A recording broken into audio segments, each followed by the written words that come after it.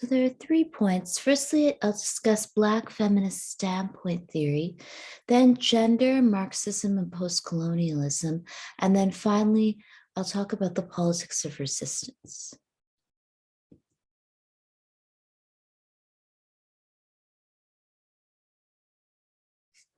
So from the reading, George Yancey and Judith Butler argue that anti-Black racism presents whiteness as the normal mode of humanness. And this is something that the authors for the reading, Black Women in Academia, discuss in relation to the educational system. They write that given the uniqueness and pervasiveness of anti-Blackness, it is no wonder that many Black scholars are interested in topics particularly relevant to discrimination and oppression. Others who experience discrimination, for example, Latinx, LGBTQ, people with disabilities, white women, also often study topics relevant to their experiences.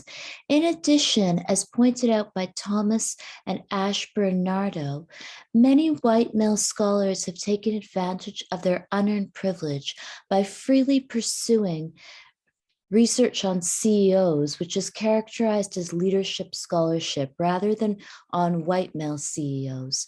No one seems to notice or find it problematic when white men's scholarship focuses on other white men.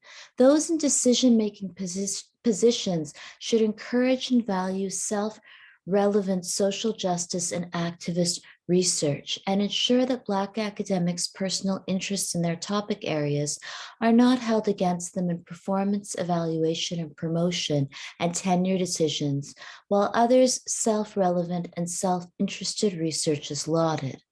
The point that the authors are making and the point that Spivak makes when discussing epistemic violence is that research is often guided by this idea of objectivity.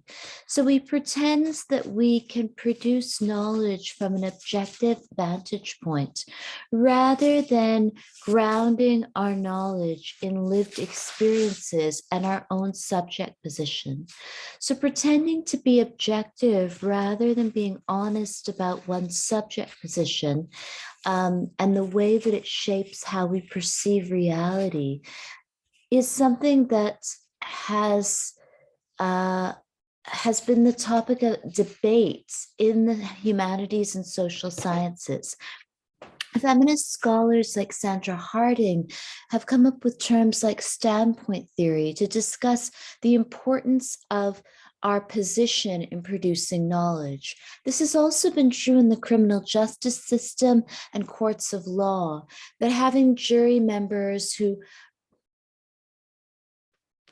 represent different communities and also statistical groups of people in cities like Toronto allows for a different experience in the courtroom. This is also true of having judges and lawyers who can represent communities like people of color, LGBTQ people, women, people with disabilities. So the authors, who are all Black women in academia, state some problems we share as women, some we do not. You fear your children will grow up. They're citing Audre Lorde's 2007 speech. Some problems, writes Lorde, we share as women, some we do not. You fear your children will grow up to join the patriarchy and testify against you. We fear our children will be dragged from a car and shot down in the street, and you will turn your backs upon the reasons they're dying. So in the first take-home test, you wrote about intersectionality, and many people did very well. And this question about intersectionality was particularly answered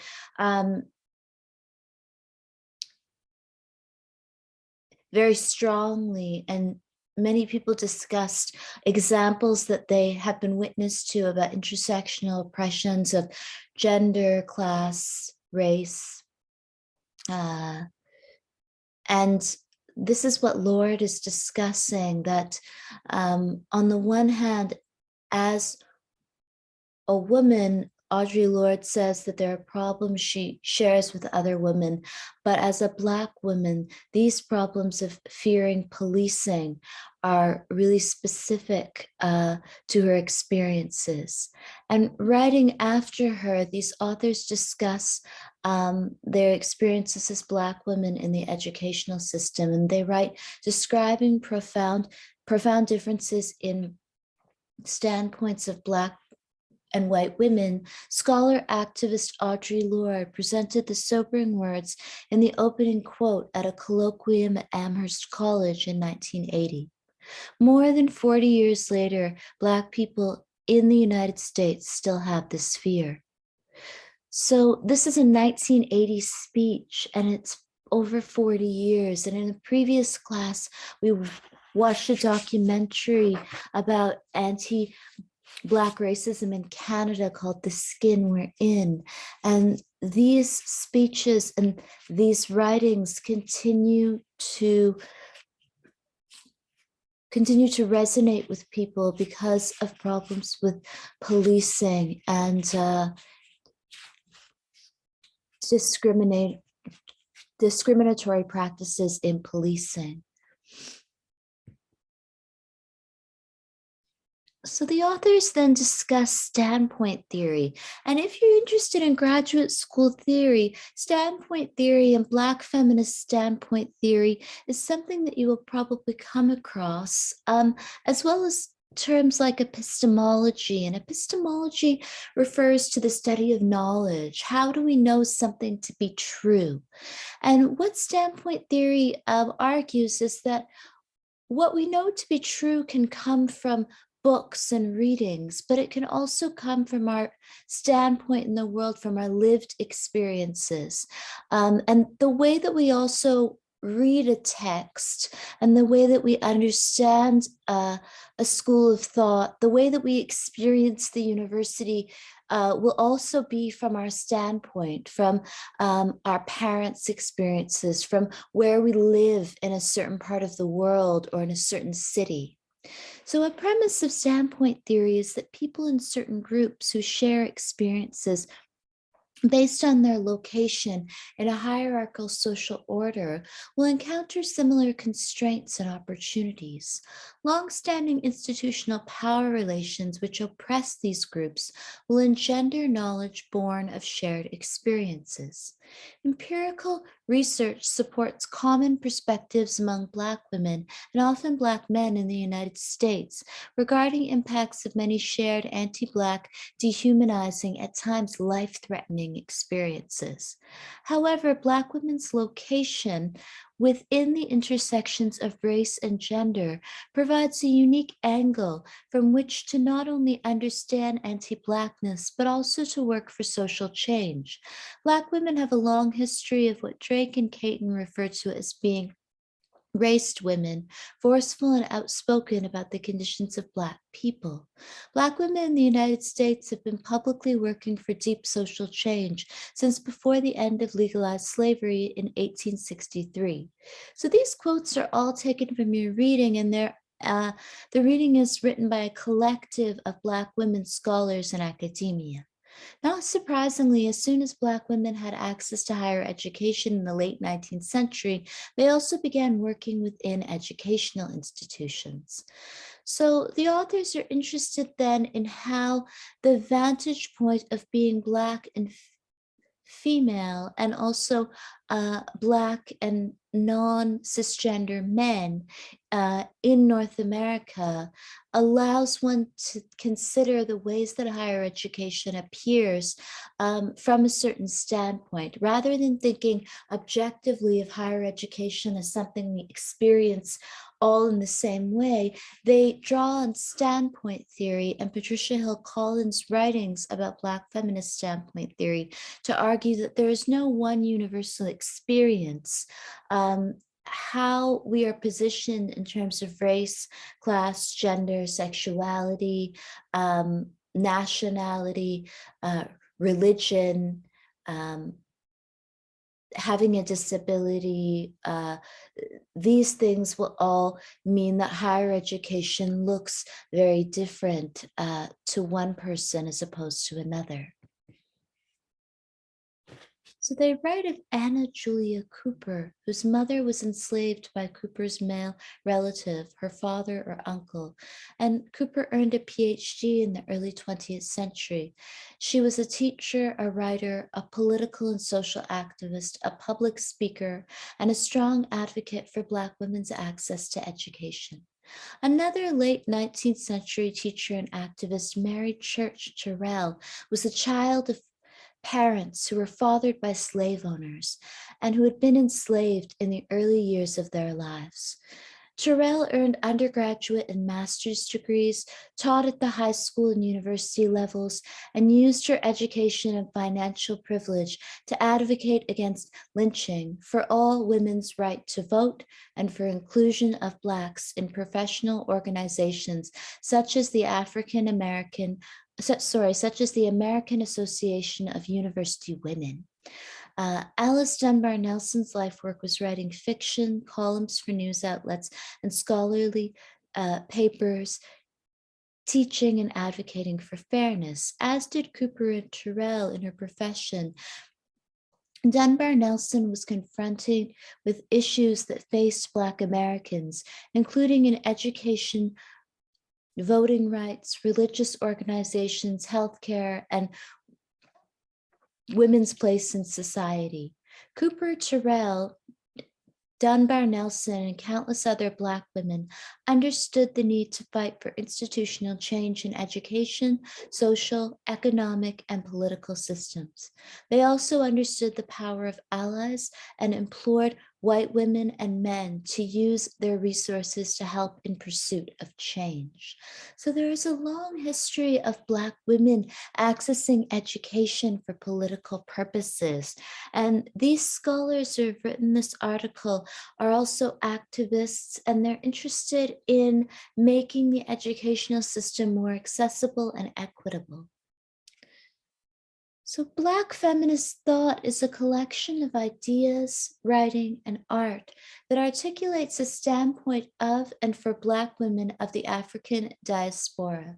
Black feminist thought describes Black women as a unique group that exists in a place in US social relations, where intersectional processes of race, ethnicity, gender, class, and sexual orientation shape Black women's individual and collective consciousness, self-definitions, and actions.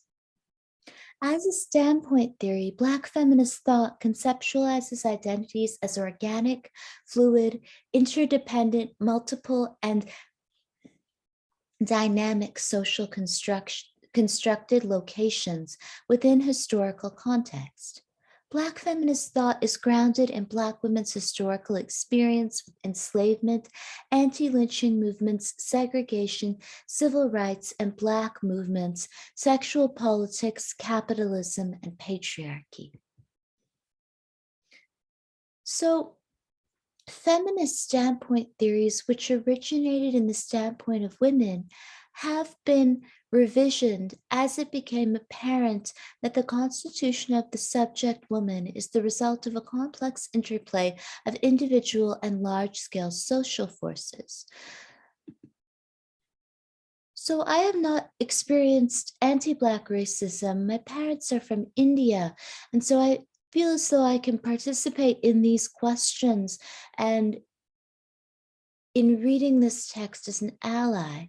I've also been interested in the ways that women in India, particularly Dalit women and non-upper caste women, have used Black feminist theory. And DFS draws on Black feminist theory to argue that the ways that women who are not upper caste Hindus in India and in the Indian diaspora experience life. So like any other standpoints, they are not seen to in terms of egregious of individuals. It is a collective subject position that requires an always contingent transformation of complex subject positions. And what's important to think about in standpoint theory, I think, is that the standpoint is a project. And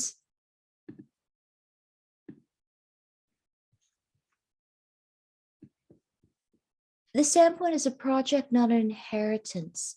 It is achieved, not given.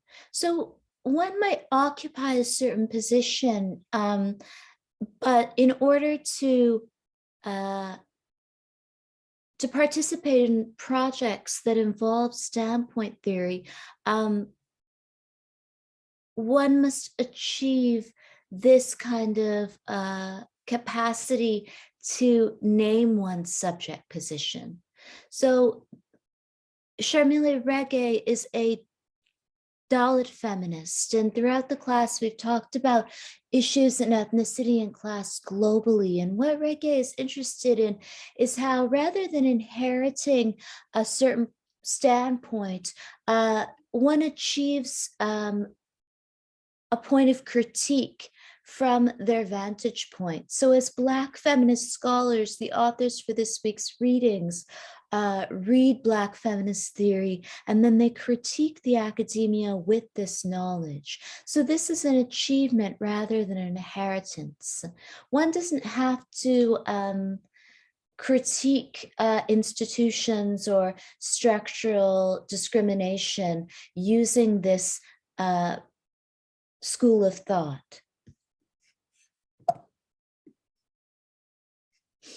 Considerable research has investigated demographic biases in student evaluations of professors' teaching. Although some experimental studies have found no race or sex bias in teaching evaluations, many studies using actual data have found that minority faculty are often rated more negatively than white professors. Reed analyzed this data from thousands of faculty reviews on Rate My Professor for faculty at the top 25 liberal arts college in the United States to assess evidence of bias. He found that Black faculty were rated more negatively than white faculty, and Black male faculty were rated most negatively of all. These results should be no surprise. The authors state that students have lived and learned from that society from which the police officer who killed George Floyd, the officers who facilitated the murder, and the armed vigilantes who killed Ahmaud Arbery have lived and learned.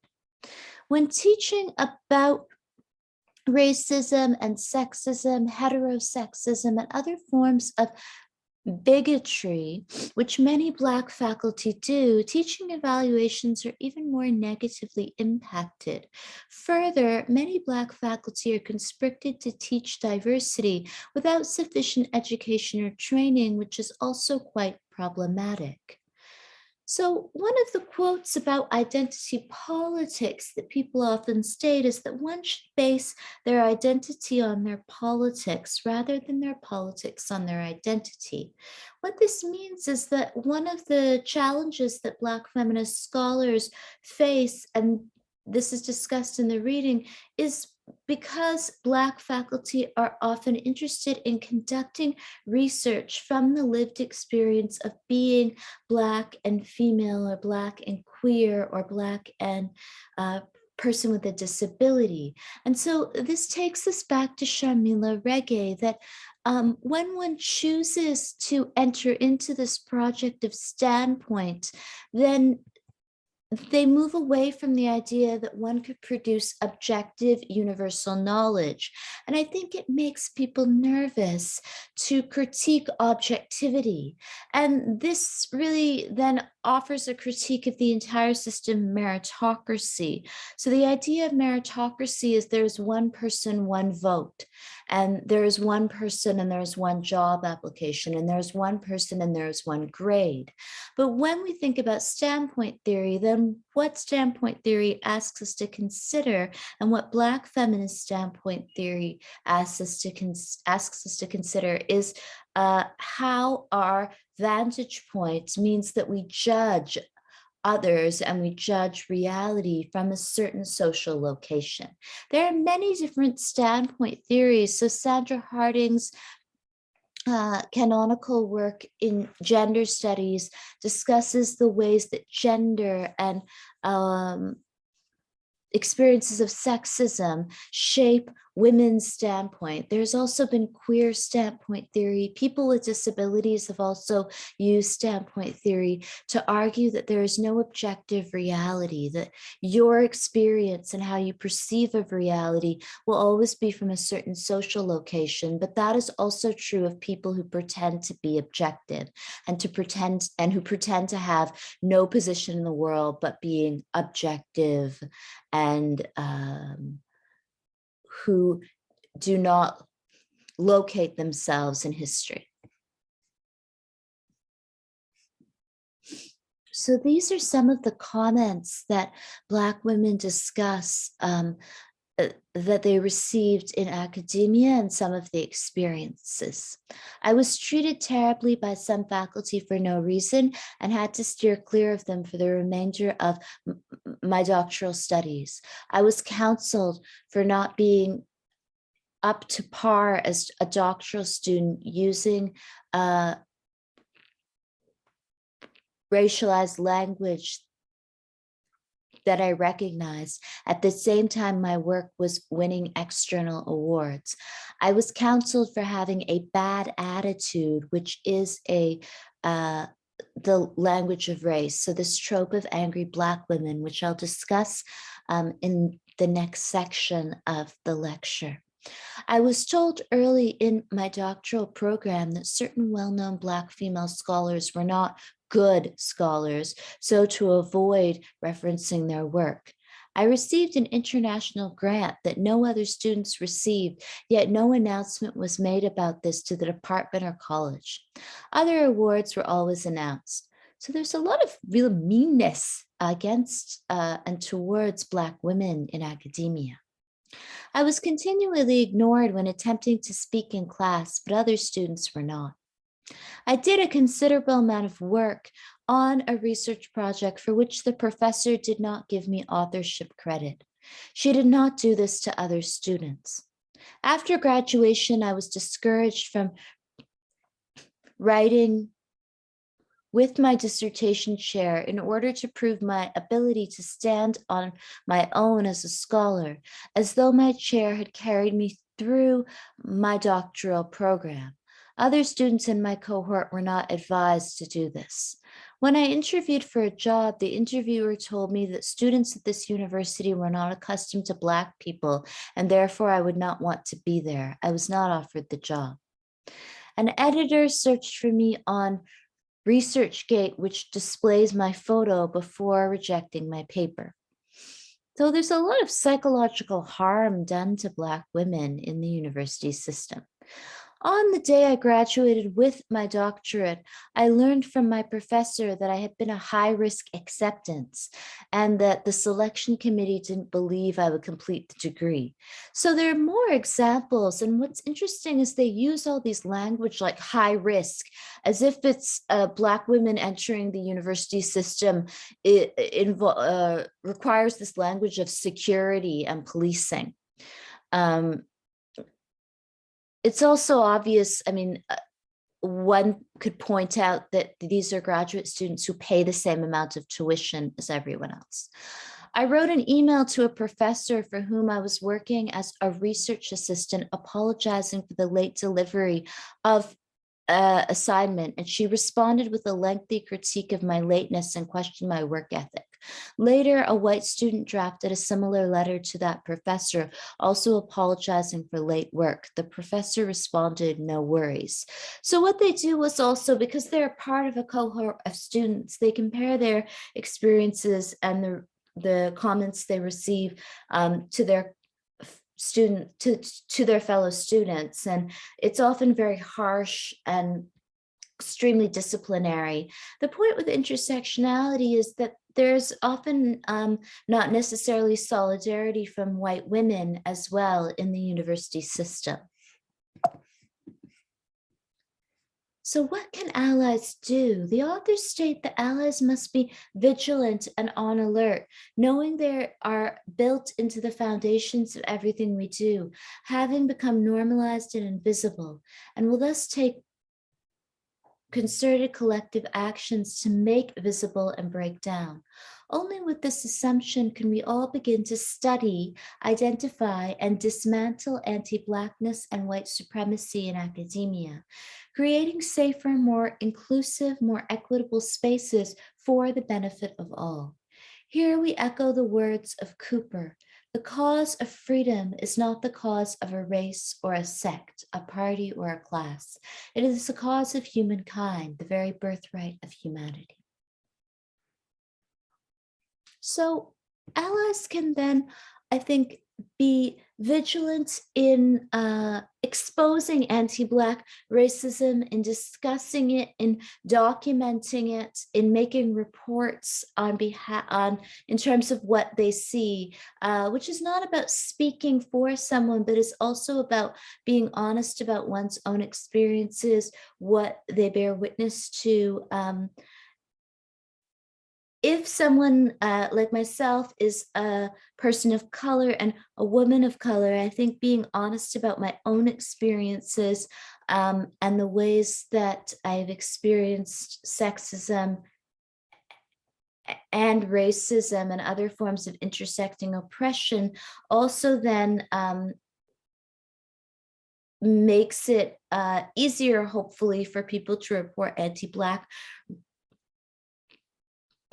racism. And this is, of course, in justice studies. So we can also think of how things work in terms of the law and policing, that when someone reports an incident, it creates a precedent and it creates a paper trail. So that if people have experienced violence in academia, which could also be about sexual harassment, other forms of discrimination, when you make a report, this report is there later on if other people make reports. So the second point I'll discuss is controlling images, and I'll post this PowerPoint online. I think I'll correct any mistakes. The 3 points I'm going to discuss. Firstly, I discussed Black feminist standpoint theory, then controlling images, and finally we'll discuss Spivak's point, epistemic violence, and epistemic justice, which are terms I think you'll come across in graduate school. So firstly, this is a clip about controlling images. And this is another point from Patricia Hill Collins. If you're interested in graduate level studies in gender studies, in queer theory, or the liberal arts and humanities, you will probably come across Black feminist theory.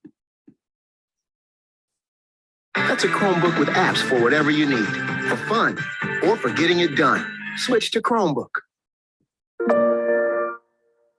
I became a new mom, and I was told. To me, we're in a really interesting period of time around images and controlling images as they relate to mass media.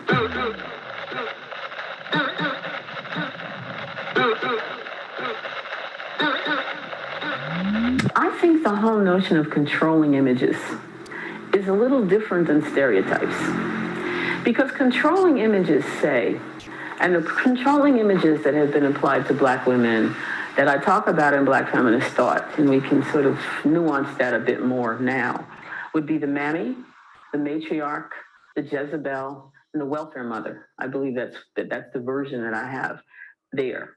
And those controlling images aren't just benign representations. They actually are part of power relations that shape how people treat Black women, how Black women receive those images, and how Black women respond to those images as a site of resistance. So it's a power relation.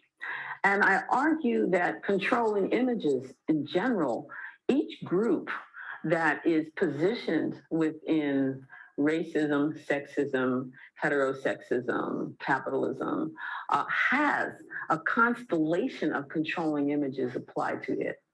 So, for example, white men are controlled by the controlling images applied to them. They can assume very easily that they're smarter than everyone else, that they're better off than everyone else, that they're entitled to run things, that they can in fact hit people.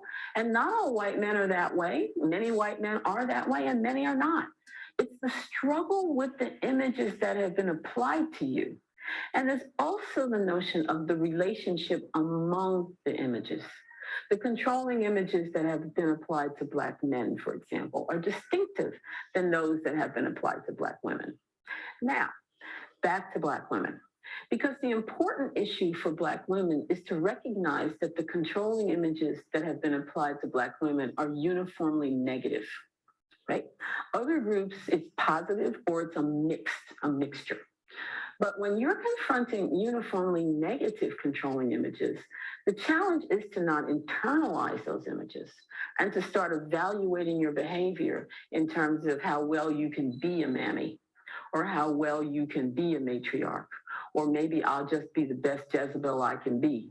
It's really to develop a more sophisticated analysis of how those images control in many ways, and then how they can be resisted in the same ways. And I think that's at the heart of Black women taking back and developing a Black feminist identity that fundamentally says, I'm going to resist that. But I don't know exactly the pathways that I'll use necessarily, but I'm going to resist that. To me, we're in a very interesting period of time around images and controlling images as they relate to mass media. Because now images are much more powerful, they're visible, they travel so quickly. There's so many people in the world who think they know Black women because they've seen television and movies, right? So in some ways, those sort of cultural products become texts that we can use to analyze. Kids love to look at these things and analyze them by saying, wait a minute, that woman is being depicted as a matriarch, only as the maid. She's a servant. She's the one who's following orders. And if you can see that matriarch image a mammy, if you can see that mammy image, and you can see how that's an image that says Black women are designed to serve and not to do much of anything else, then you can understand some of the dynamics in corporations, for example. All right. It's not like it's just a one-on-one personal experience. You can see why promotions happen and don't happen for certain groups of people in terms of who should be serving and who should not be serving. So you can begin to see the patterns of how these images are used to control. The welfare mother is a very important one. In the US, welfare, the entitlement to the protection of the state and to support for well-being of families and children has been racialized. And that's a way of saying, oh, those Black women who are on welfare are unworthy. They don't want to work. It's been an image that has consistently been used to convince other people that the state is not serving them because it's serving all these unworthy welfare mothers, or welfare queens would be another way that that was described. And that's a new image that emerged with Social Security in the US. So when you go down the list of each of these images, the matriarch is one. Now that one appears to be really positive. I'm the matriarch of my family. I'm a strong Black woman. But that image can also be used to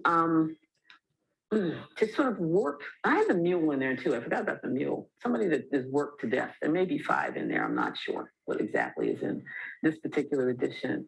But the notion that you can work Black women to death, and the notion that Black women are so strong that you can work them to death, and they can be matriarchs of families, is not caring for Black women sufficiently.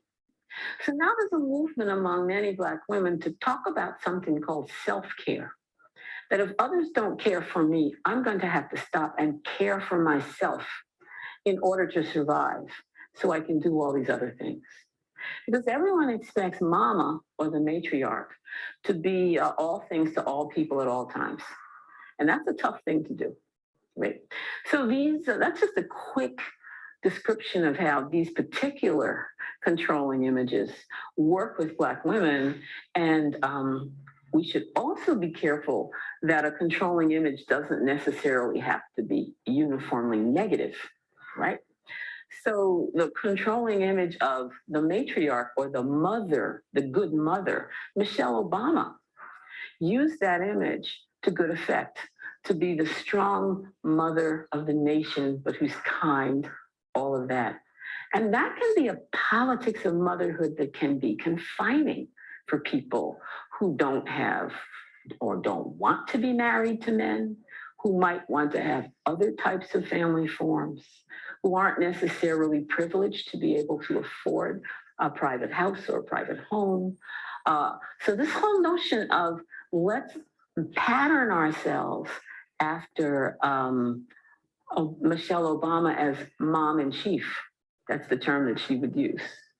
So a lot of women have used these particular images strategically. I think she's using the images of Black womanhood strategically because she knows what they are.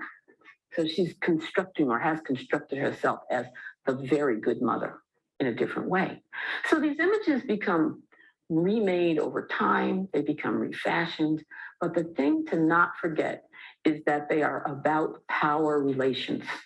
They are the front stage view that you can get as the entry point to power. These are the images that all of us encounter about the groups that we're in. And we have to decide, or the multiple groups that we're in, and we have to decide how we're going to work with them, use them, surprise people with how we use them, or challenge them, if that's the case. So that is a clip of Patricia Hill Collins discussing controlling images, which is a chapter of their book titled Black Feminist Thought.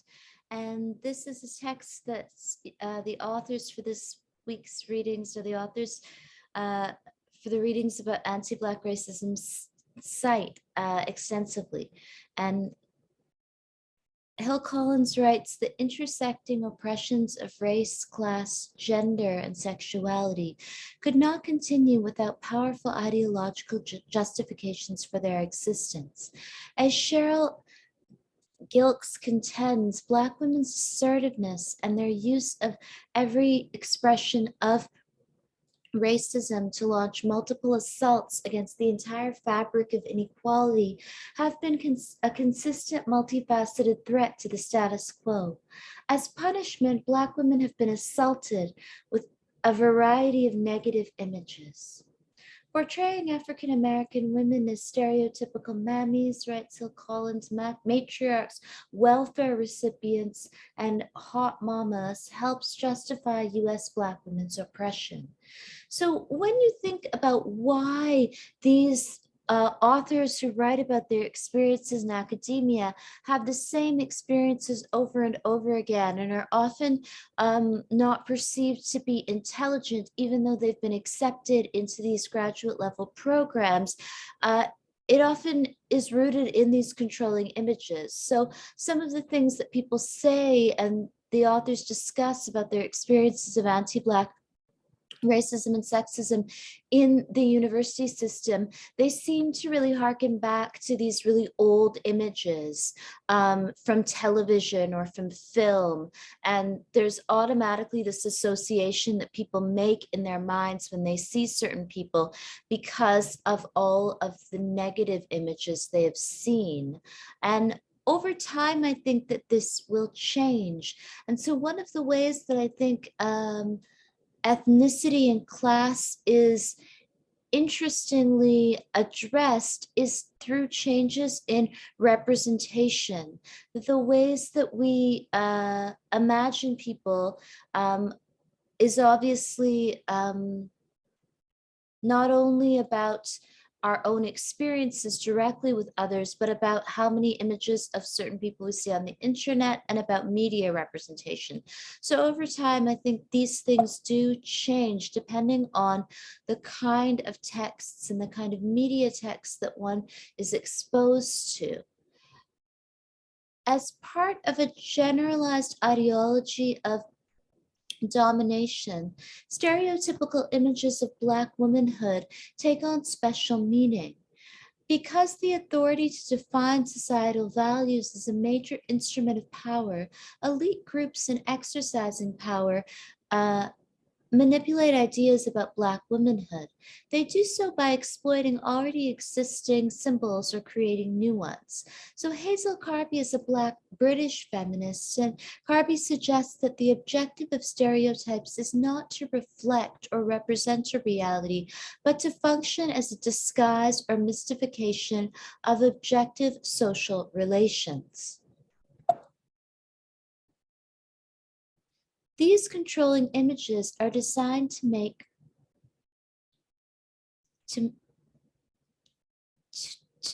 racism, sexism, poverty, and other forms of social injustice appear to be natural, normal, and inevitable parts of everyday life. So these images then have control over how we perceive of people before we even know them. And controlling images work on all of us because if people have been exposed to certain media, certain pop culture representations over and over and over again, then the image has this power to enact what authors have called representational violence. Julia Emberley is an Indigenous scholar, and Emberley has written a book called Defamiliarizing the Aboriginal. And Julia Emberley argues that one of the ways that Indigenous people have been discriminated against, and one of the reasons that Indigenous people continue to be discriminated against over and over again, is because of controlling images and the power of representational violence, so that we end up having a generalizable set of stereotypes in our minds before we even meet someone or know someone or talk to someone, because of all of the images and all of the language that has been used in media to describe certain groups of people or imagined groups of people.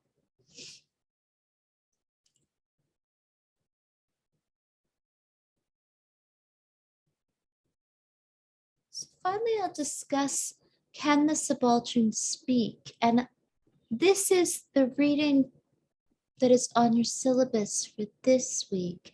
And it's a reading by Gayatri Spivak. Spivak is a well-known post-colonial feminist theorist. And Spivak's essay, Can the Subaltern Speak? Was a really iconic essay in literary studies and in cultural studies. And Gayatri Spivak is interested in the ways that language already precludes resistance and already precludes politics. But Spivak was also interested in how the subaltern, whom which is a term that is often used to make reference to the most marginalized people in the world, how the subaltern use alternative forms of communication to enact resistance. So Gayatri Spivak writes, although the history of Europe as subject is narrativized by the law, political economy, and ideology of the West, this concealed subject pretends it has no geopolitical determinations. The much publicized critique of the sovereign subject thus actually inaugurates the subject. So what Spivak then is critiquing here is objectivity. And the language of Gayatri Spivak's article is quite dense, but it really is about the same foundational questions and debates in liberal arts and humanities and philosophy. Is there an objective reality? And Spivak argues that the history of Europe as subject conceals and pretends it has no geopolitical determinations. What it means is that a lot of the knowledge that was produced by European philosophers masks its origins, so that many European philosophers who are men and who are European men are not ever referred to by their origins or by their identity. And someone like Gayatri Spivak is often referred to as an Indian scholar, an Indian feminist scholar, a woman of color scholar. And this is also true of Patricia Hill Collins, who is referred to as a Black feminist theorist or a Black scholar or Black feminist scholar. But what Spivak is interested in is how and why Europe concealed its geopolitical determinations. And Gayatri Spivak's work is about colonialism. So one of the ways that colonialism works is that people conceal that they have a subject position. So Canada is just Canada. It is not a collection of settlers who continue to settle indigenous land. And these debates in liberal arts and humanities then continue, because what scholars who support Spivak's thinking and Patricia Hill Collins' thinking would argue is that there is no objective knowledge production, that people produce knowledge from a certain historical vantage point. In the face of the possibility, writes Spivak, that the intellectual is complicit in the persistent constitution of other as a self-shadow, a possibility of political practice for the intellectual would be to put the economic under erasure, to see the economic factor as irreducible as it inscribes the social text, even as it is erased, however imperfectly, when it claims to be the final determinant of the transcendental signified. So what Spivak is discussing here is the economic factor that is irreducible and reinscribed in social text. And this is my interpretation of Spivak. And Gayatri Spivak is a Marxist and is part of the Subaltern Studies School. The Subaltern Studies School is a school of scholars, and they're Indian Marxist scholars. Ranjanath Gua is also part of the Subaltern Studies School, part of the Chatterjee and Spivak as well. And there are a whole collection of Indian scholars who were interested in studying peasant farmers in India.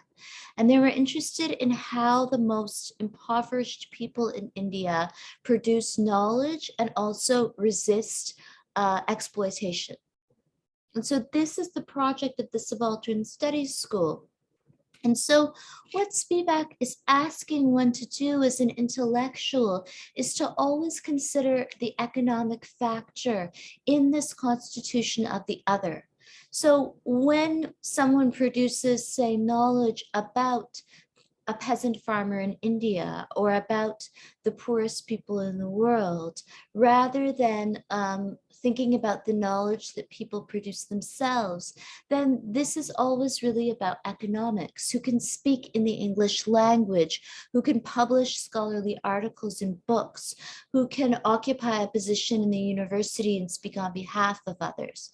So the Subaltern Studies School then produced this knowledge while also always being critical of how their own vantage point as middle-class Indian Marxist scholars shapes what they wrote and how they produce knowledge. So Spivak's work, and I think the entire project of the Subaltern Studies School and of post-colonial feminism and anti-racist thought, is to think about one's own subject position and how one produces knowledge from a certain vantage point, while also always wanting to make space to think about how marginalized people also produce knowledge, and to create knowledge that challenges a lot of the controlling and reductive images about who can produce knowledge in the world.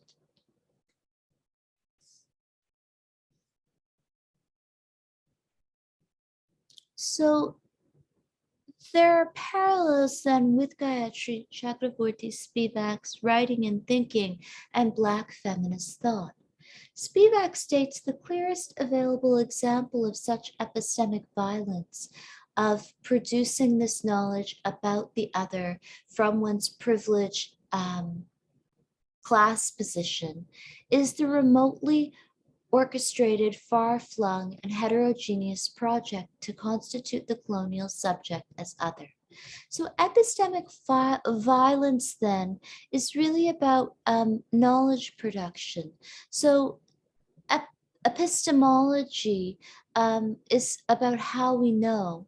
How do I know something to be true? And so when you enact epistemic violence against others, you silence them. And if someone has, say, a lived experience of discrimination, of sexual harassment, of being discriminated against by someone, epistemic violence involves refusing to allow the person to speak and to authorize their own experience. And Spivak would argue that the clearest form of epistemic violence is really when people, when European colonizers produce knowledge about and for those that they have colonized, and then they deny people the experience of discussing colonialism as violence. So the clearest example of such epistemic violence is the remotely orchestrated, far-flung, and heterogeneous project to constitute the colonial subject as other. This project is also the asymmetrical obliteration of the trace of that other in its precarious subjectivity. It is well known that Foucault locates epistemic violence, a complete overhaul of the episteme, in the redefinition of sanity at the end of the European 18th century. So these examples of epistemic violence really gesture firstly to colonialism as a project that created the English language school system. And so one of the most extreme forms, or one of the most obvious forms of epistemic violence, is producing knowledge in English about those who did not originally speak English and were forced to speak English, and then authorizing these narratives about the other in English. Another example, I think that Foucault discusses throughout their writing, we've talked about Foucault in the class, is this institutionalization of knowledge. So what Foucault is interested in their writings about the prison system, the hospital, the educational system, is how an institution authorizes knowledge and then starts to make people who are outside of the institution or who cannot speak in the terms that the institution offers or who don't sing the praises of the institution seem strange or queer to the institution. Sojourner Truth, speaking in 1867, highlighted the denial of Black women as knowers via asymmetries in cognitive authority and via men's habitually constrained imaginations. Gayatri Spivak, writing within a post-colonial context, identifies what she calls epistemic violence and claims to know the interests of subaltern persons that preclude the subaltern from formulating knowledge claims concerning their interests and speaking for themselves. These examples are part of a broader history of epistemic resistance through identifying and calling attention to the ways in which knowers have been wronged in their capacity as knowers. And this is again from their readings about Black women's experiences in academia. So this idea of epistemic violence, it can be as simple as thinking that only certain people know anything. So when you ascribe characteristics of intelligence or knowledge or wisdom to certain groups of people and refuse to ascribe these characteristics of others, this is also epistemic violence. And the controlling images that determine how one perceives or how one constantly perceives of reality and of things like gender and class and race is also a form of epistemic violence, because we often are used to seeing images of certain people in authority, and we're used to seeing certain images of people as intelligent as opposed to others. So this is a clip about epistemic violence. And we'll have a discussion about these terms and their applicability to your own experience and to your own careers after the lecture. On three things: had to be simple, really easy to access your cards, and last forever.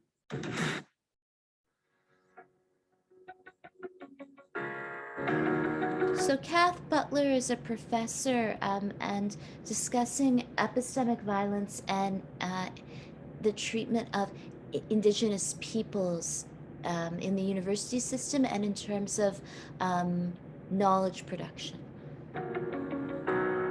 Epistemic violence is a form of violence that's created through knowledge.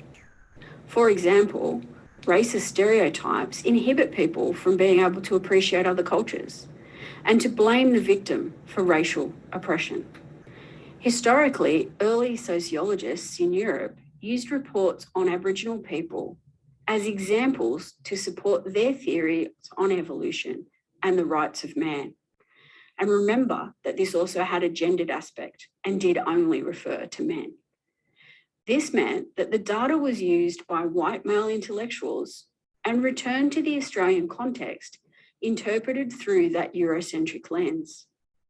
For example, Emile Durkheim claimed in his book, The Elementary Forms of Religious Life, that Aboriginal people practiced the most primitive forms of spiritual belief globally.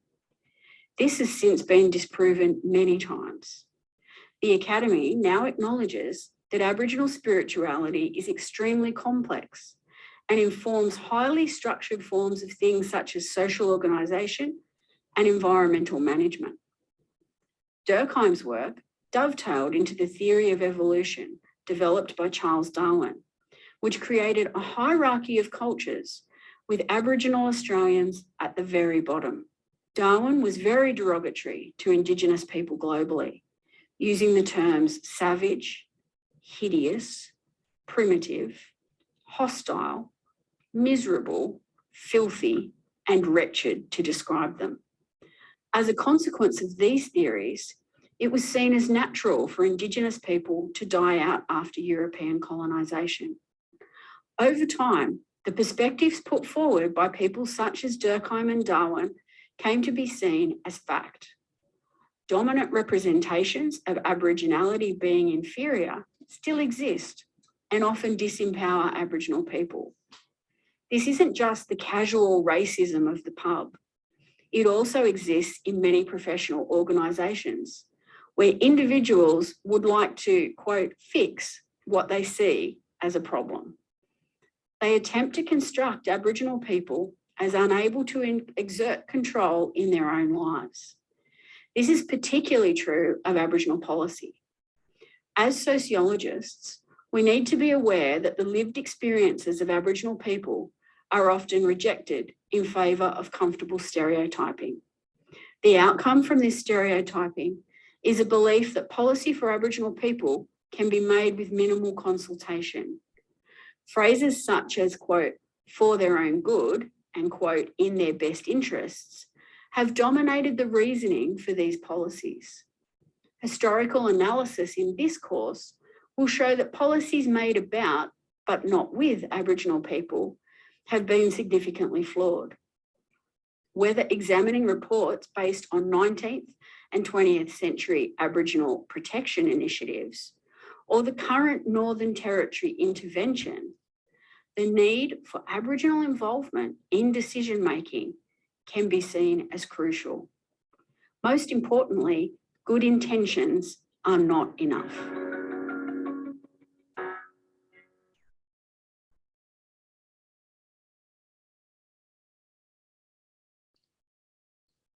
So this next clip is about epistemic justice. I discovered the 8 immortal kings of Samaria lived a total of 241. Justice studies to think about this term now, epistemic justice, because there are now journals about epistemic justice, and there's more scholarship being produced about epistemic injustice and justice, because I think of all of the cases, then the high-profile cases that have occurred in terms of discrimination in the criminal justice system and policing.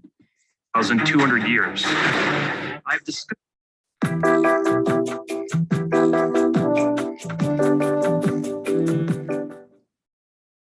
What is epistemic injustice? So have you ever had that nagging feeling that, for example, in a social or professional setting, someone's voice or opinion was being dismissed or taken less seriously because she was a woman or because their accent was considered foreign or less sophisticated? If so, you've come across epistemic injustice. The idea that someone can be unfairly treated in their capacity to know something or their ability to describe the experience of the world. Epistemic injustice is closely related to ideas of how knowledge is related to power, of oppression and various forms of prejudice and discrimination. The idea that some forms of knowledge are more important than others, some voices are more audible, and some stories and experiences more easily believed.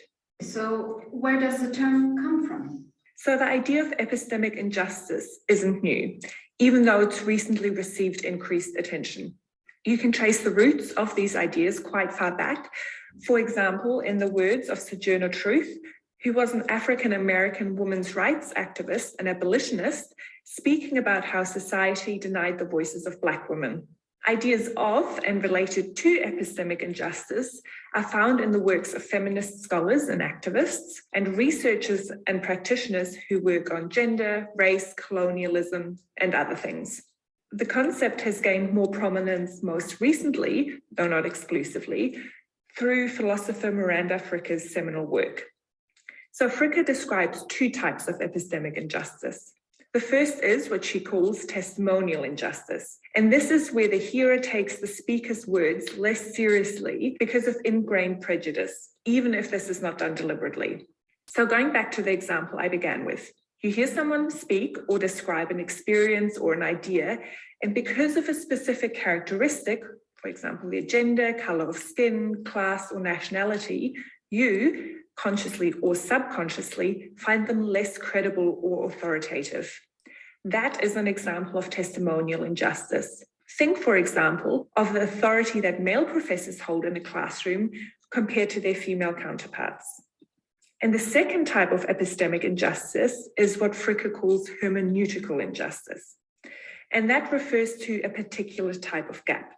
Because the individual or group do not have the words to describe their experiences, or because the speaker and hearer do not have enough shared experiences, there's a gap between the experience, the ability to express it, and the ability of the hearer to understand it. Consider how difficult it was for women to be taken seriously about things like sexual harassment or perinatal depression before these concepts became part of our common language and social experience. Are there examples of epistemic injustice in global health emergencies and disasters, for example? Why should we worry about it in these contexts? So this is perhaps best illustrated through examples. So I'll give you three. The first is about disability. The perception of disability is often culturally ingrained and often related to the idea that someone with a disability is also less competent. So although people with disabilities are best placed to identify their own needs in times of disaster or humanitarian crises, they are often sidelined or ignored. And this results in measures that are not appropriate or that do not meet their needs. The second example is one related to asylum seekers. People fleeing conflict, for example, and requesting asylum at borders are sometimes disbelieved in their description of trauma and are accused of making up stories of violence. Sometimes, having experienced the violence, they don't necessarily have the words or concepts to describe the trauma they've experienced, adding to their inability to make their stories appear real and credible. Thirdly, language and our perception of language can be particularly problematic. Health emergencies sometimes occur in settings that are diverse in terms of language. However, the management and coordination of the international community's responses are often conducted in English, away from communities, without translation to local languages, and where a person expressing a need or concern in a local language might be given less importance or credibility. So if we are to respond to emergencies and disasters better and more fairly, we have to start taking questions of epistemic injustice seriously.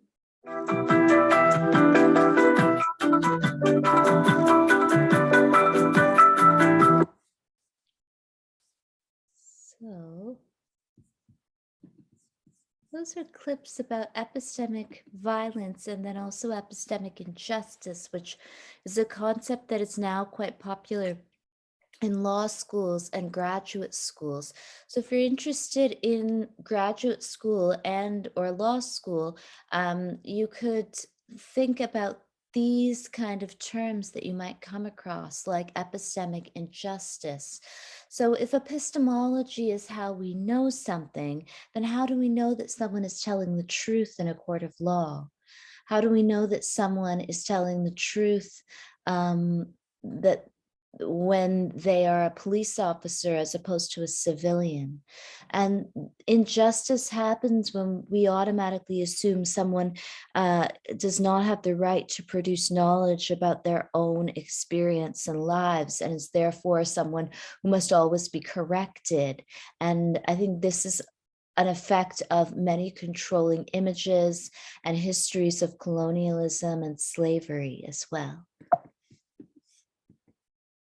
So finally, I'll finish by discussing creative epistemology. So the book that I have written is called Uncommitted Crimes, and it's on the syllabus. And in this book, I discuss alternative knowledge production by queer people of color artists, women of color artists, transgender people of color, who are all artists that were born in Toronto or raised in Toronto or lived here for some time and work and live transnationally now. Or some, I think, might still be here. I know that actually some of the artists that I've written about are tenure track professors now in the university system, I believe. So the point is that they all have some relationship to Turtle Island or Canada, but the artistic work they make is really about lived experiences of activism, race, racialization, and also about the work is also very much rooted in the position, it's very much rooted in situated knowledge. And so the term situated knowledge is often used by theorists in gender studies, and situated knowledge means that we are situated in a certain position from which we produce knowledge. And so the artists that I discuss in this book, Uncommitted Crimes, produce artistic work as a form of alternative epistemology that is a form of situated knowledge. It's also alternative knowledge production because it isn't just English language words. Theodore Adorno remarked, "Every work of art is an uncommitted crime." The idea of art as an act of defiance is deeply important in uneventful times of the political, which often inform cultures of consumer capitalism transnationally.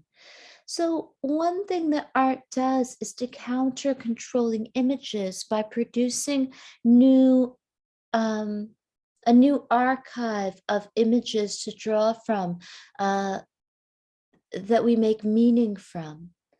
The crimes of colonial history, racism, sexism, heterosexism, transphobia, and classism are but a few of the explicit and implicit forms of oppression that color global capitalism and define everyday cruelties. While a fair is fair rhetoric of meritocracy informs systems of political governance and capitalist ideology, such mythologies are haunted by history. In Violence, Six Sideways Reflections, Slavoj Žižek comments on the relationship between violence and language. Zizek rewrites Adorno's famous comment that after Auschwitz, no poetry is possible. So Theodor Adorno is part of what is called the Frankfurt School.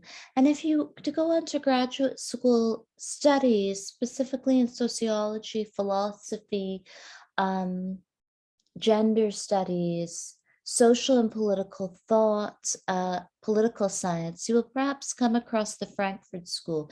And the Frankfurt School were a group of scholars that often commented on capitalism and humanity, and specifically after the Holocaust.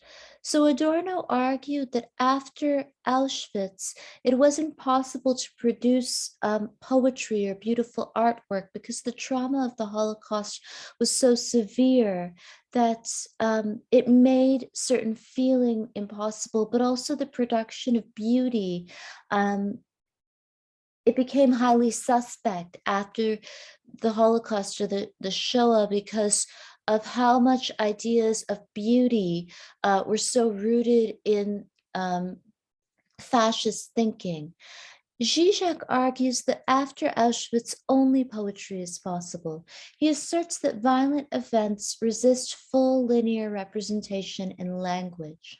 The truth of trauma evades factual, rational narratives. It is in the language of the seemingly irrational, the poetic, and the affective that trauma is often cathartically expressed. So while some scholars would argue that things like poetry and artistic work are rooted in ideas of beauty that often have traces of colonial ideology or fascist thinking that would tell us what is beautiful and what is not, or what is poetry that could evoke feeling and what is not. Zizek argues that poetry is useful because it allows one to express what cannot be often said directly.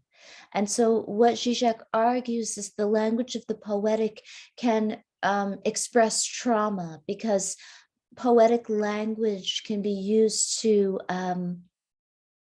comment on things that cannot be easily expressed, and to comment on experiences of emotional and bodily trauma that can never fully be expressed, perhaps in rational language.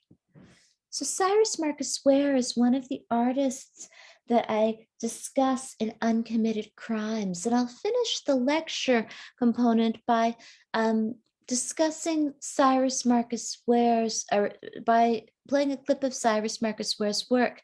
And I'll also play a clip of Kara Walker's installation and a recent installation called Sugar Baby, which is a huge sculptural installation. So firstly, this is a clip of Cyrus Marcus Ware discussing the relationship between art activism and knowledge production. New. And if you're interested in graduate level studies, you might want to look up Cyrus Marcus Ware, who is also a professor in Ontario, I believe at McMaster University. Yourself Astro-indulgent yogurt with the natural flavor of fresh raspberries and delectable white chocolate. Words, I guess that's the activist in me, or maybe it's the academic. My name is Cyrus Marcus Ware, and I'm an artist and an activist, a parent, an identical twin. My work is very connected. So my art is about my activism uses art, and together they've been ways for me to meet people, to get connected to community, and to try to come to this sense of a hope towards a sense of freedom. I have a very active visual arts practice. I'm a core team member for Black Lives Matter Toronto. I worked for 13 years as a program coordinator at the Art Gallery of Ontario. So I'm involved in a lot of different kinds of movement building, and they all directly relate to my activism. I experienced a lot of homophobia and transphobia when I was, I came out at a very young age, at 14. Coming out really solidified for me an understanding that there is inequity in this world. And that really was a catalytic moment for me to realize that I wanted to be part of making something different for other people, creating a kind of world where people could be free to be different.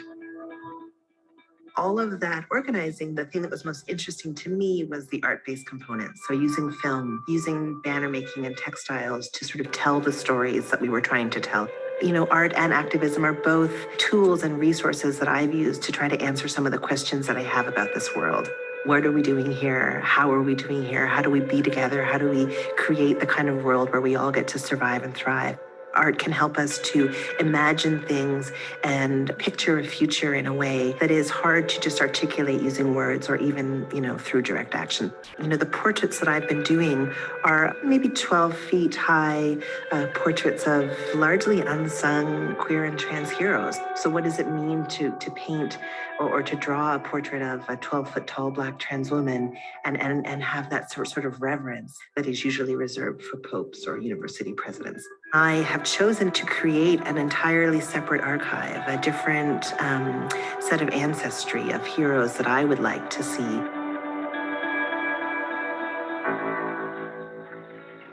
Activism is very difficult work. There have been things that have happened that I've been part of that absolutely have seemed like the hardest possible thing to live through.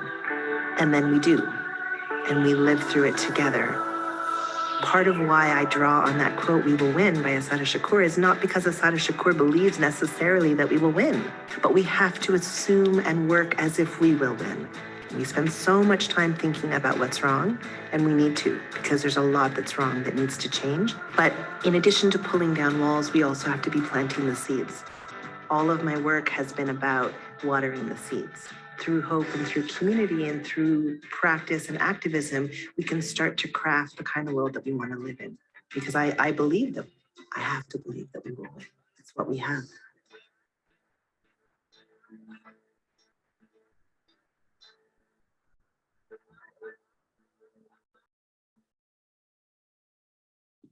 So the next clip I want to show you is about Kara Walker's installation, A Subtlety. And Kara Walker is a really well-known and prolific artist in the US and also a professor. So if you're interested in graduate level study as well, Cyrus Marcus Ware is assistant professor at McMaster University. So if these issues interest you and you're thinking about alternative knowledge production and the class's issues in ethnicity and class. So if you would like to produce work about race, gender, sexuality, you might think about looking up these scholars as people to work with. So this is Kara Walker, and the installation is A Subtlety, or The Marvelous Sugar. So it has this very long title. And Walker's work really, I think, involves alternative knowledge production that responds to controlling images in highly interesting ways. Today, Alec didn't expect to need intact insurance, but a forgotten lid, a guy who's...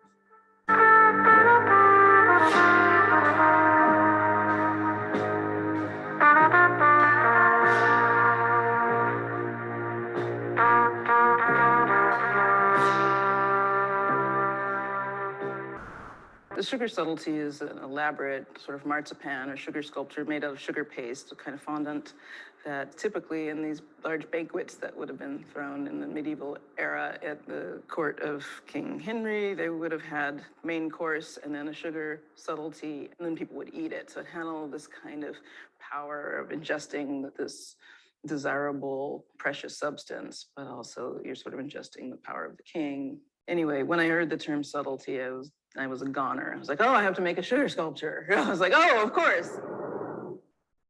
I'm really proud that Creative Time is undertaking this extremely ambitious project. It's not just ambitious in scale, it's ambitious in terms of its content. Carol Walker is encouraging us to look at things that are so visible in our society that we wish were invisible. Our history to slavery and our contemporary relationship to slavery, immigration, migration, mythologizing of Black women's bodies. And it's our belief at Creative Time that public art creates a space to engage in those difficult conversations.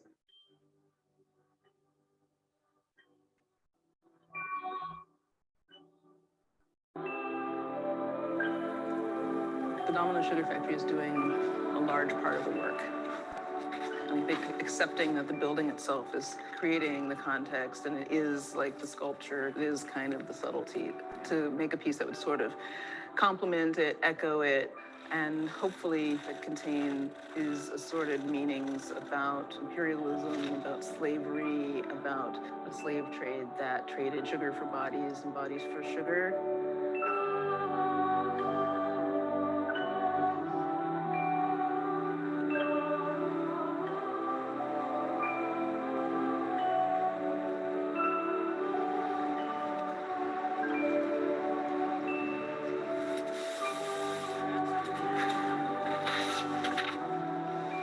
Beginning of this process, when we started to get an understanding of what Kara's vision was, a lot of people thought that it was impossible. And so it's been incredibly exciting to assemble this team of problem solvers that have turned this into a reality. Well, the space in and of itself, it's a heroic proportion. I mean, it's really an unearthly sort of temple-like proportion, which lends itself to the subject matter. But it's a hard environment. You know, when we first came here, it leaked very badly. There were birds, there was molasses trickling down the walls. It was generally less than hospitable. After we get done, they're taking down the building. They're demolishing it. So I'm really proud about working here, using the same material that's been here for centuries. It feels great to be one of the last ones to create something in this space. I think that was one of the reasons I chose the Sphinx, because it's sort of, emblematic of a ruin, sort of living in this ruin that is about to, altogether come down.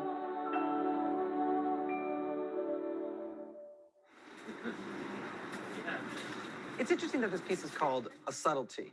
The subtlety part of this increasingly takes on a different layer for me, as I become increasingly aware that sometimes the edge and the knife that is in the work doesn't hit everybody, right? Not everybody is aware of the complexity and takes it completely at surface value. In the same ways, I guess, that if someone's looking at the pyramids of Egypt, they just think of it as this piece of awe to be inspired by, and don't really worry about the fact that slaves kind of built the whole thing, right? And the same kind of knife is turning at this whole project, which is to say, there's a kind of critique of our own fascination with the monumentality of this.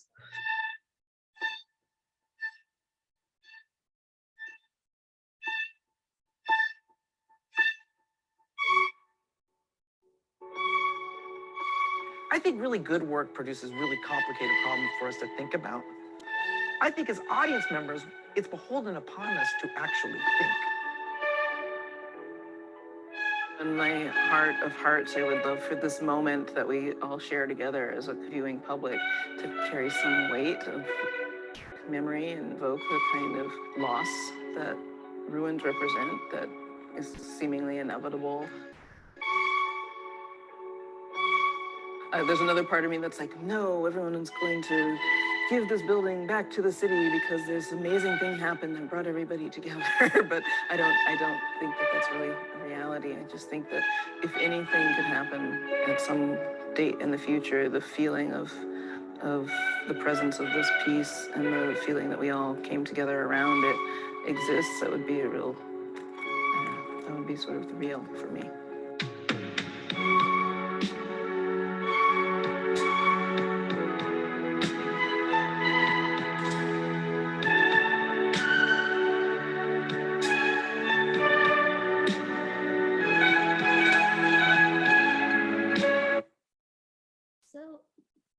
Walker then plays with this idea of the mammy and the mammy trope, and I think it's one example of the ways that people try to challenge the production of knowledge. And in your final assignments and in all of your work, I think that you should strive to produce knowledge that you are proud of and produce work that you're proud of. And it's fine to use I in your final projects and to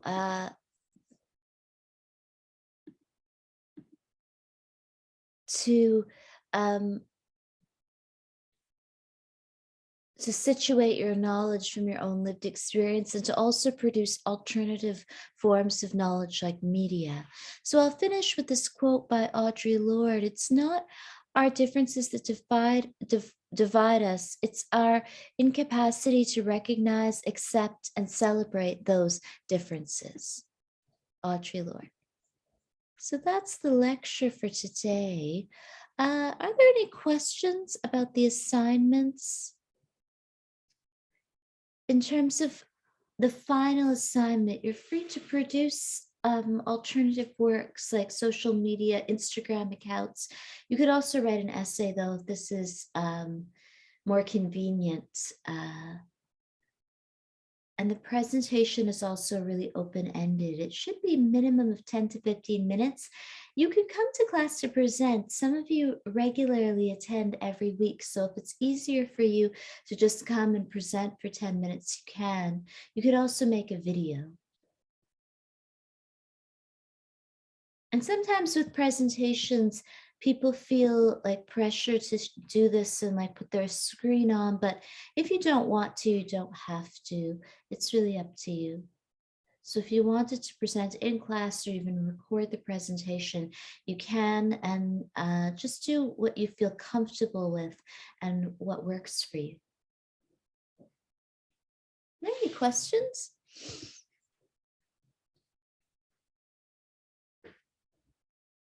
No? Okay, thank you very much. And I'll post a recording of the class online and the PowerPoint as well. Thanks. Bye.